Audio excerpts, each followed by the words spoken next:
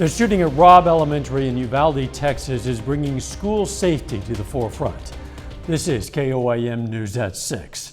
We wanted to know what our local districts are doing to keep students and staff safe. KOAM's Chris Warner spoke with two of them and has the answer. When it comes to school security, there's a number of plans and procedures in place to keep students and staff safe. Too many, in fact, to cover them all in a single newscast.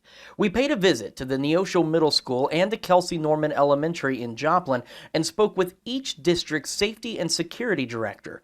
What we learned is both districts have a number of similar policies and procedures in place. One of the concerns in the Uvalde shooting was a door that didn't lock when it was closed. Ryan West with Neosho says locked doors are one of their top ways to stop someone from getting in. You concentrate on educating students and staff not to prop doors open, not to leave them open, things like that. And then it's the responsibility of administration to inspect those. We have a tremendous buildings and grounds crew that do a great job of doing that. But sometimes, a failure will happen before someone has a chance to look at it. There are other contingencies in place. Visitors at both districts must check in through a secured entry before they're allowed in the building. Joplin's director, Jim Hounshell, says if the visitor needs access to the building beyond just dropping something off, they have several steps they must go through.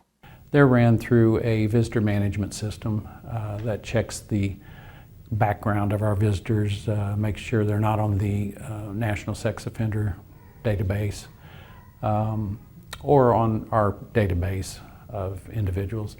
Once they have passed that, they're given a visitor badge and escorted to wherever they need to go. West says Neosho has similar procedures, but it's about more than just securing the building.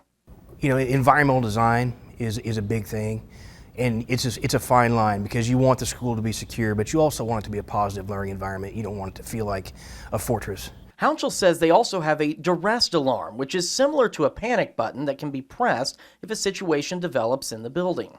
And it puts out a voice alert over the intercom, letting building occupants know that they need to start their lockdown procedures. At the same time, it notifies the police. And even at many locations, it'll shut doors. Hounshell says there's even an app staff can use to initiate the lockdown procedure from anywhere in the building. In addition to physical security, both districts have school resource officers, which are armed. In addition, both Hounshell and West are armed. I'm Chris Warner for KOAM News.